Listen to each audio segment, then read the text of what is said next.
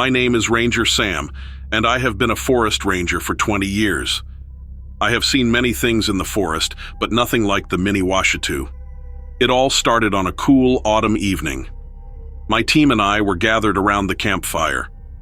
We had just finished our dinner, and the forest was quiet except for the occasional hoot of an owl. There were 5 of us: Ranger Emma, Ranger Joe, Ranger Lily, Ranger Ben, and me. We were telling stories and laughing when we heard a strange sound. It was like a low growl mixed with a soft whistle. We all stopped talking and listened. The sound came again, a bit louder. Curious and concerned, we grabbed our flashlights and slowly walked towards the old oak grove where the sound seemed to come from. The moonlight filtered through the trees, casting eerie shadows on the ground. As we got closer, the strange sound grew louder. It was a mix of growling, whistling, and what sounded like whispering. We reached the edge of the grove and shone our flashlights around. At first, we didn't see anything unusual. The old oaks stood tall and silent, their leaves rustling in the gentle breeze. Then, Ranger Ben pointed towards the middle of the grove. We turned our flashlights towards the clearing and saw it, the Myuu. It was a small creature, no bigger than a raccoon, but it looked like nothing we had ever seen before. It had thick gray fur that seemed to shimmer in the light. Its eyes were large and glowing, and its mouth was full of sharp, tiny teeth. But the most unusual thing about it was its wings. They were small and delicate, like those of a bat, but they didn't seem to fit its furry body. The Myuu looked at us with its glowing eyes and let out another growl whistle. We stood frozen, unsure of what to do. We were forest rangers, and we meant no harm. The Myuu tilted its head, studying us. It seemed to understand we were not a threat. Then we felt a chill run down our spines as the creature communicated to us in our minds. It warned us of a darkness growing in the forest, a shadow that consumes everything in its path. It could feel it getting closer. This was serious.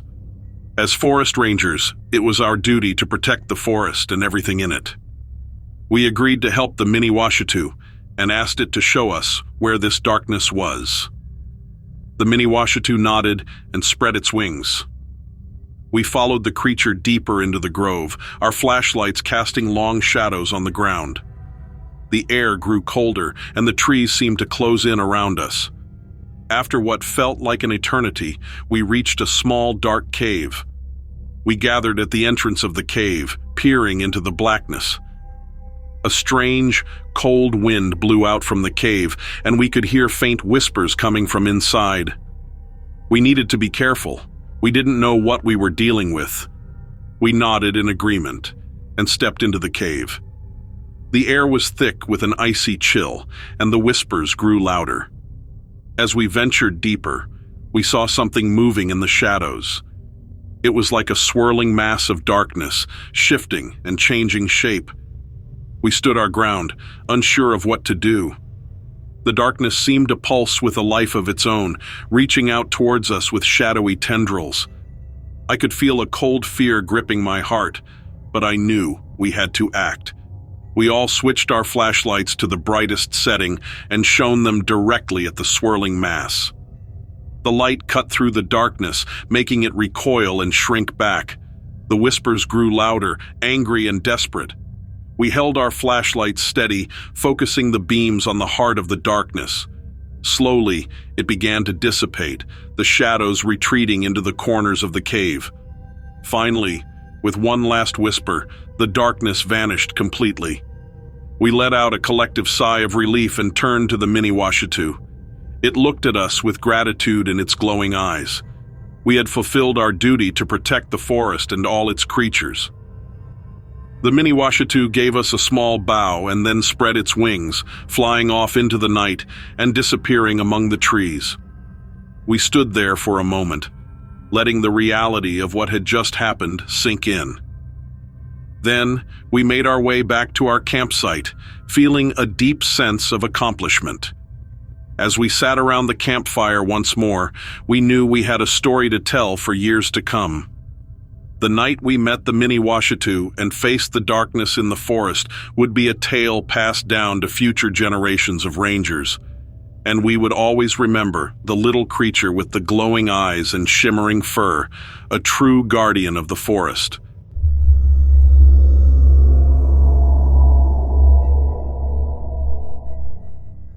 I grew up in Fresno, a city in California known for its agriculture and warm summers.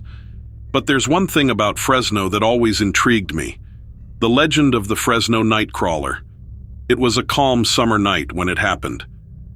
I was at home, sitting on my porch and enjoying the cool breeze. The sky was clear and the stars twinkled above. Everything seemed peaceful until I heard a rustling sound in the bushes near my house. At first, I thought it was just a raccoon or a stray cat, but then I saw something that made my heart skip a beat. Standing there, partially hidden by the bushes, was a strange creature. It was unlike anything I had ever seen before. It was tall and slender, with long legs and no visible arms. Its body was white and seemed to glow slightly in the moonlight. I remembered the stories I had heard about the Fresno Nightcrawler and realized I might be seeing it with my own eyes. I stood frozen, not knowing what to do. The Nightcrawler didn't seem to notice me at first. It moved gracefully, almost like it was floating above the ground.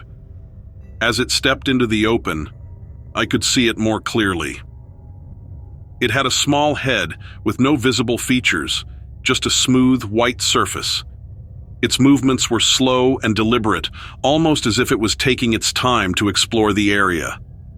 Curiosity got the better of me. I slowly reached for my phone, trying not to make any sudden movements that might scare it away. I wanted to capture this moment, to have proof of what I was seeing. As I lifted my phone to take a picture, the Nightcrawler turned its head towards me. For a moment, we locked eyes, or at least I felt like we did. Even without visible eyes, I could sense that it was aware of my presence. To my surprise, it didn't run away. Instead, it took a few steps closer. My heart was pounding in my chest. I had heard that the Nightcrawler was harmless, but being so close to something so mysterious made me nervous. It stopped a few feet away from me, standing still and silent. I didn't know what to do. Should I say something? Should I try to communicate with it? Before I could make up my mind, the Nightcrawler turned and began to move away. I watched as it glided across the lawn and disappeared into the darkness. I stood there for a while, trying to process what had just happened. Had I really seen a Fresno Nightcrawler? It seemed so unreal, like something out of a dream. The next morning, I couldn't stop thinking about the encounter. I decided to do some research to learn more about the Nightcrawler. I found out that sightings of the creature had been reported for years, mostly in the Fresno area. People described it in similar ways: tall, white, with long legs and no visible arms. Some thought it was an alien, while others believed it was a spirit or a creature from another dimension. I also found some grainy footage of the Nightcrawler captured by security cameras. The videos were blurry, but they showed a figure moving in the same graceful way I had seen. It was comforting to know that other people had seen it too. I wasn't alone in my experience. I decided to share my story with a local paranormal group. They were excited to hear about my encounter and invited me to one of their meetings.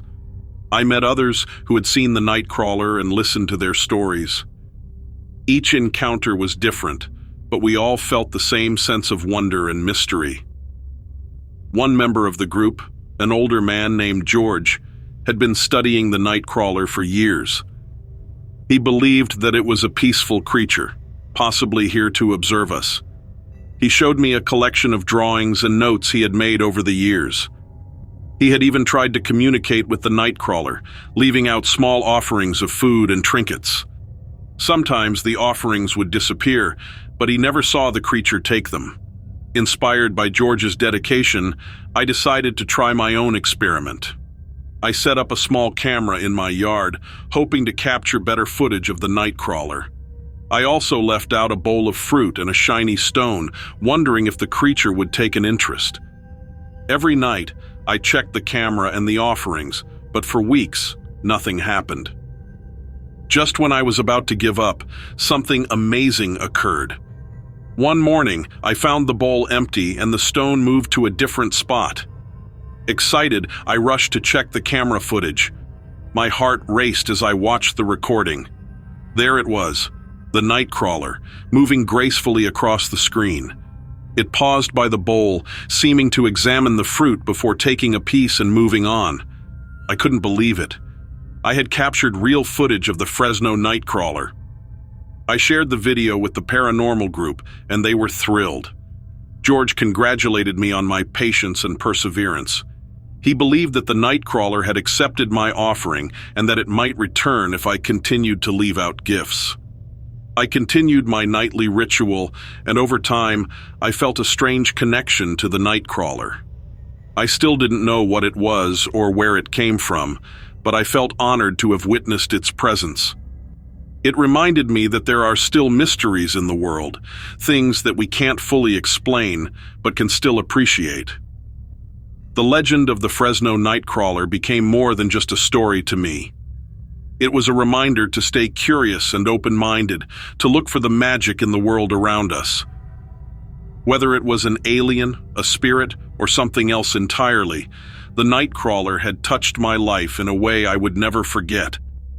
And so, on those quiet summer nights, I would sit on my porch, eyes scanning the darkness, hoping for another glimpse of the mysterious visitor that had brought a little bit of wonder into my world.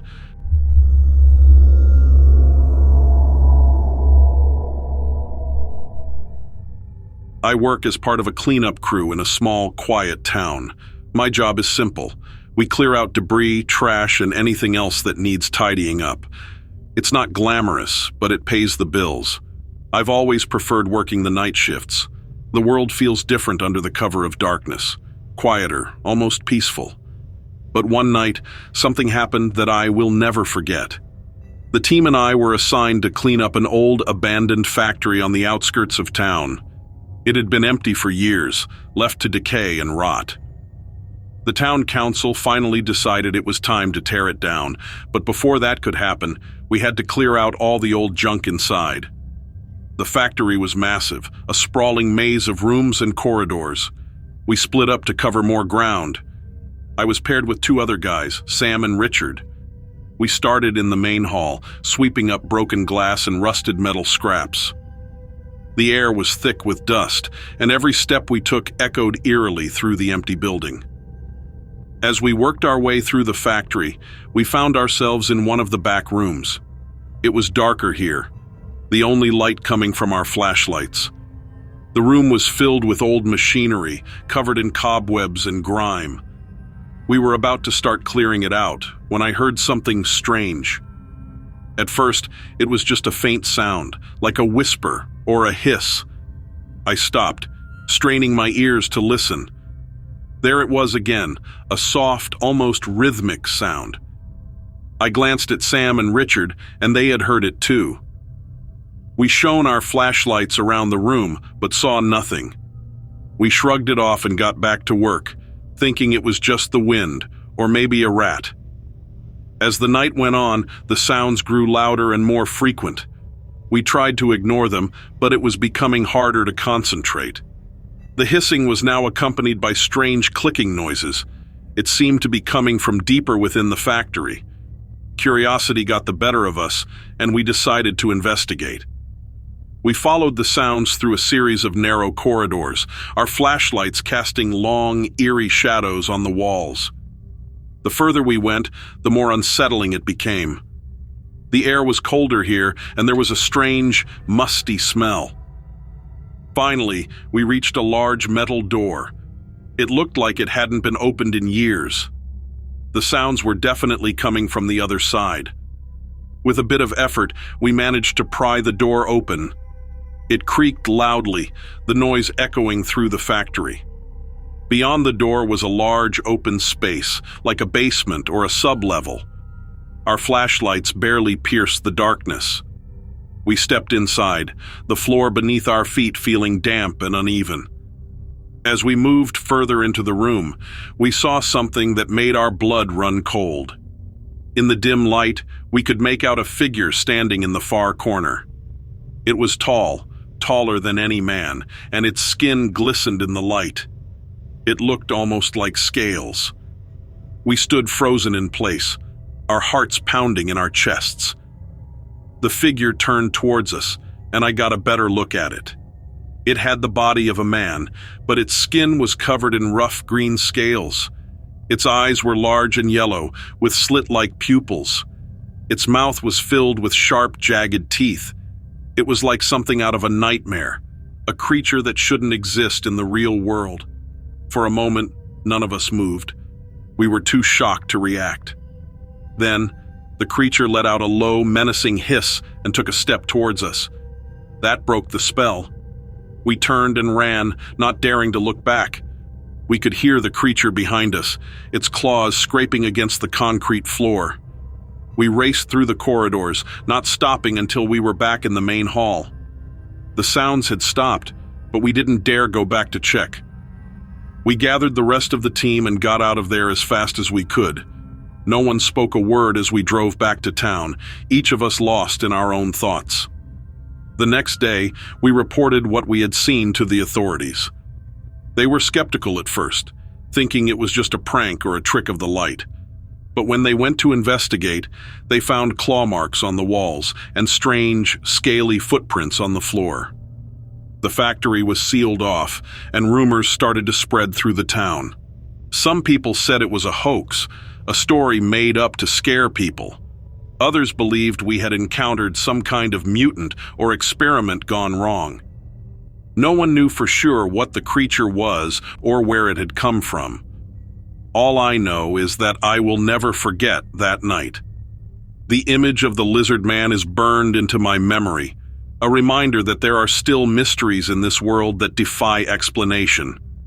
Even now, years later, I can still hear the hissing in my nightmares.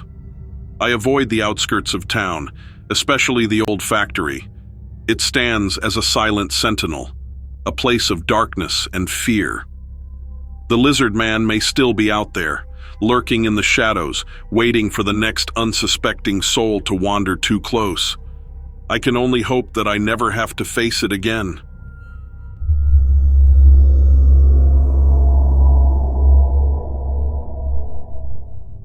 I remember that day clearly. It was the beginning of fall, and the air was just starting to turn crisp.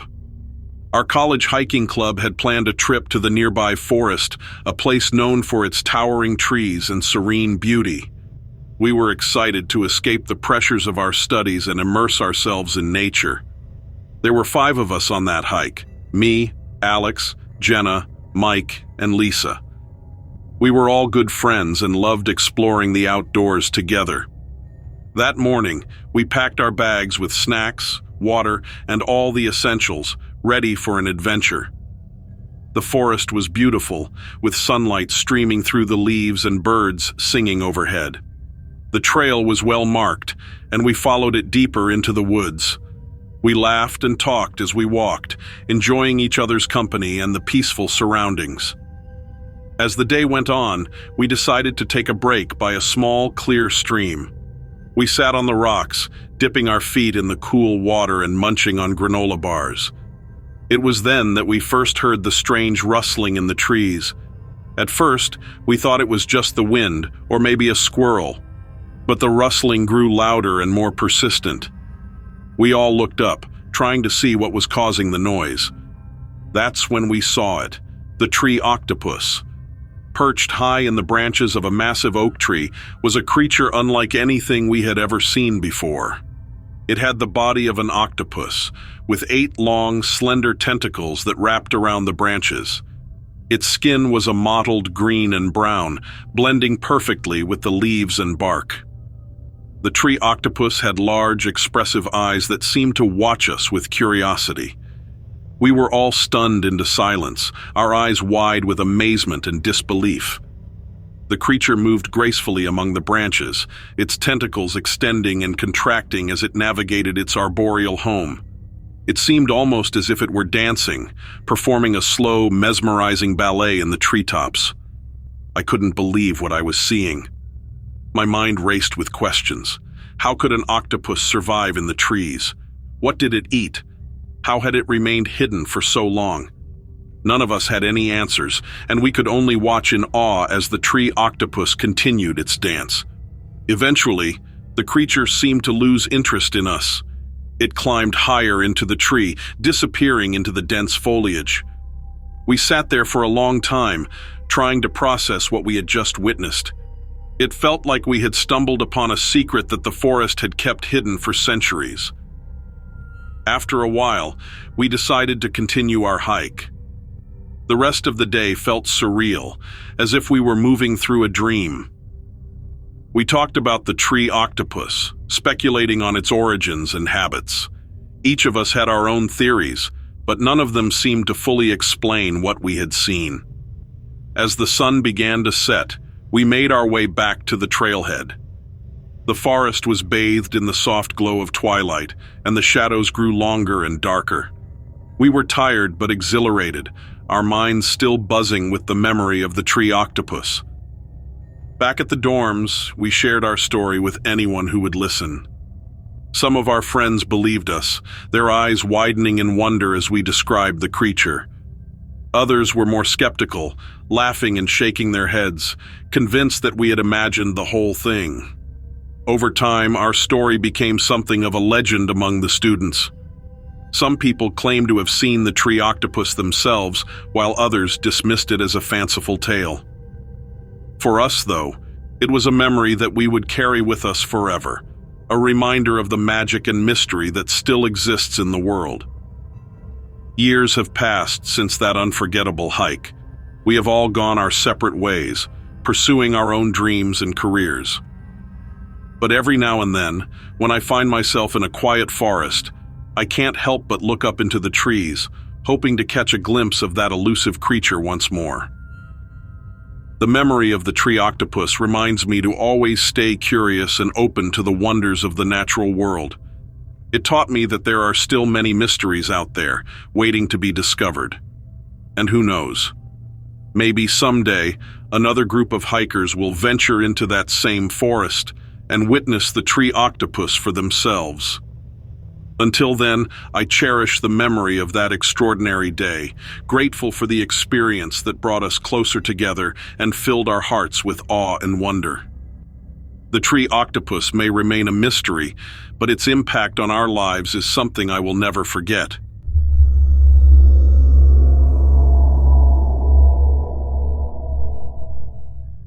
Josie was excited to visit her classmate Marcus's house for the first time. Marcus had always told stories about his old, creaky house, and Josie couldn't wait to see it for herself. The house was big and had ivy creeping up the walls. It looked like something out of a fairy tale, or maybe a spooky movie. Inside, the house was full of old furniture and strange paintings.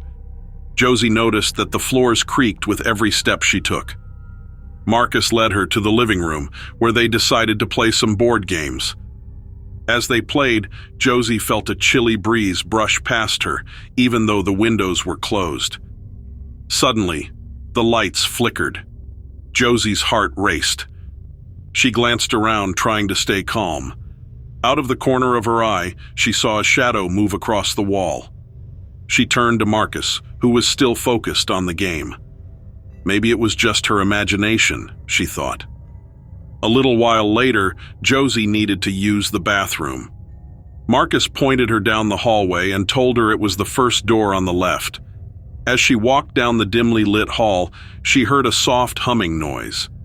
It was coming from one of the rooms. Curious, Josie peeked inside and saw a rocking chair moving back and forth, all by itself. She quickly closed the door and rushed to the bathroom. When she came back, she found Marcus in the kitchen, making sandwiches. She tried to shake off the weird feeling and joined him. As they ate, Josie saw something shiny on the shelf. It was an old photo frame. She picked it up and saw a picture of a young girl with a big smile. But something was strange about the picture. The girl's eyes seemed to follow Josie wherever she moved. Just then, there was a loud thud from upstairs. Marcus looked up and shrugged, saying it was probably just the wind. But Josie wasn't so sure. She decided to keep her eyes open for any more strange happenings. Later, as the sun began to set, Josie and Marcus went to the backyard to play. They laughed and chased each other around, having a great marcuse. But when Josie looked back at the house, she saw the figure of a girl standing in the upstairs window, watching them. She blinked, and the figure was gone.